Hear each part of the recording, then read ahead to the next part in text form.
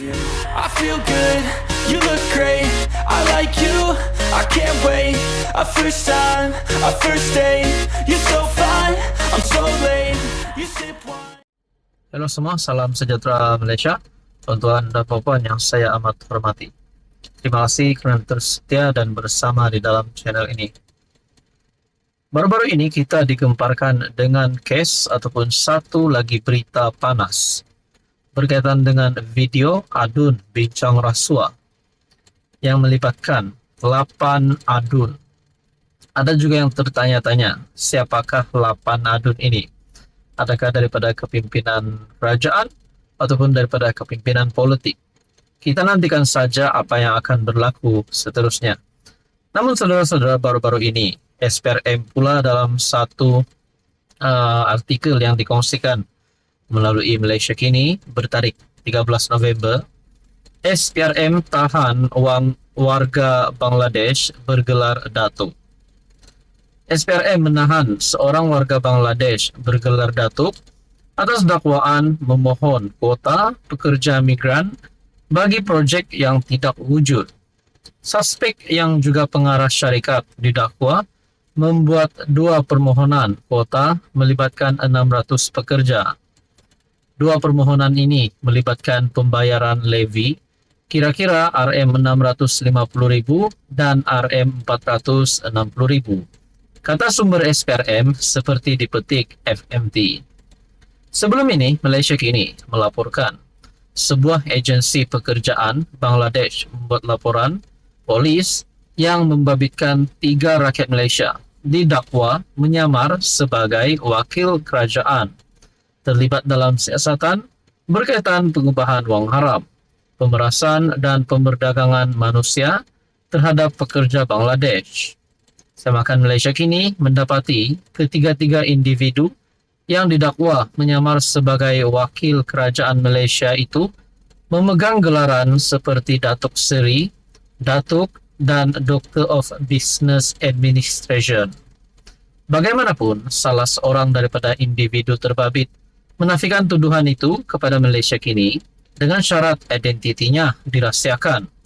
Laporan polis tersebut menyebabkan pihak polis Bangladesh mengeluarkan surat kepada cabang Interpol di Malaysia meminta penangguhan sistem pengurusan berpusat pekerja asing FWCMS yang dimiliki oleh Bestinet Sdn Bhd.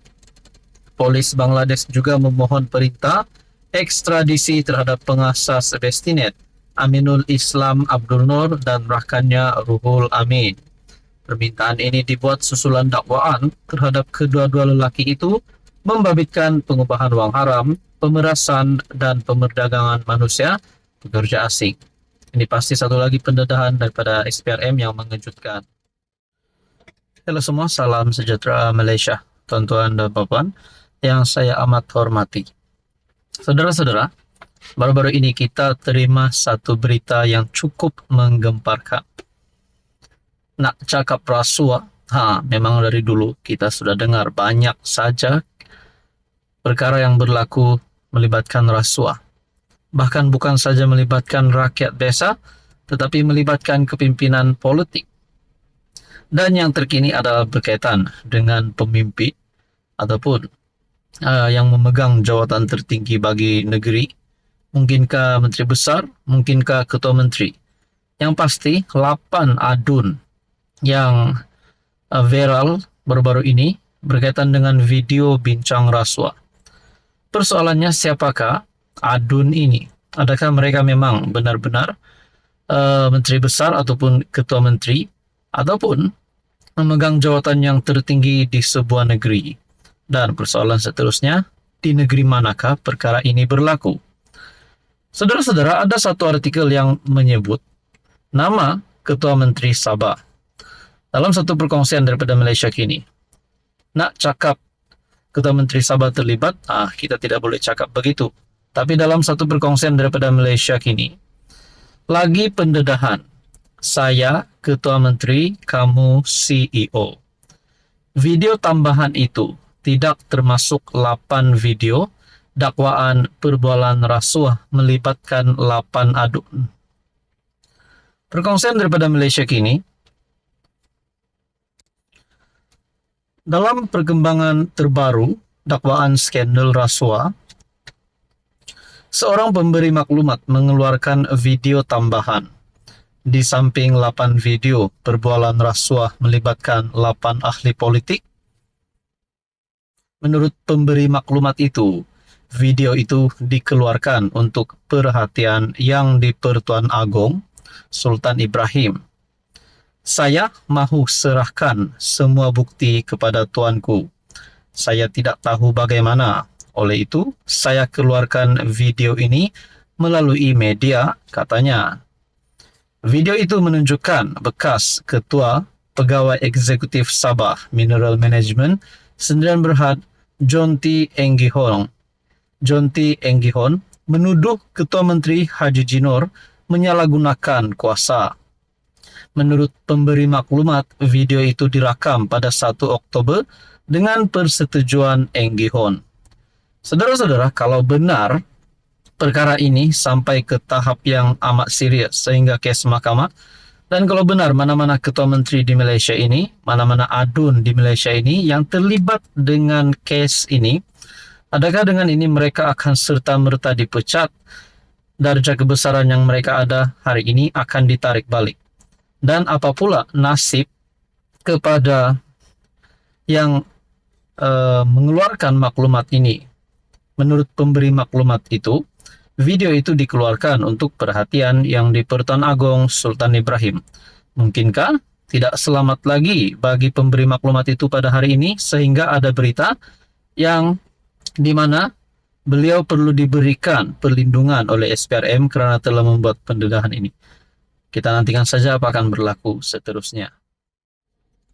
Hello semua, salam sejahtera Malaysia. Selamat datang ke channel Fels Lifestyle. Terima kasih kerana terus setia dan bersama dalam channel ini. Kepada yang baru di dalam channel ini, admin ucapkan selamat datang. Saudara-saudara, kita dikejutkan dengan satu lagi kematian. Pemergian yang pasti mengejutkan kepimpinan politik di seluruh Malaysia. Kematian ataupun pemergian, perginya satu lagi legenda politik Malaysia yang bergelar Tun dan juga yang pernah menjadi ahli parlimen, pernah menjadi menteri keuangan. Beliau adalah Allahyarham Daim Zainuddin. Setelah disahkan oleh Peguam Daim Zainuddin,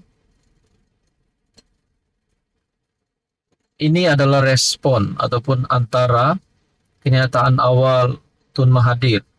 Kita juga tahu Mahathir dan Daim Zainuddin adalah rakan seperjuangan, adalah rakan baik. Doa Mahathir buat Daim dikongsikan melalui Malaysia Kini bertarikh 13 November. Menyambut kabar duka pemergian sahabatnya, Daim Zainuddin, bekas Perdana Menteri Dr. Mahathir Mohamad mengutuskan doa agar pemimpin itu diberikan keadilan.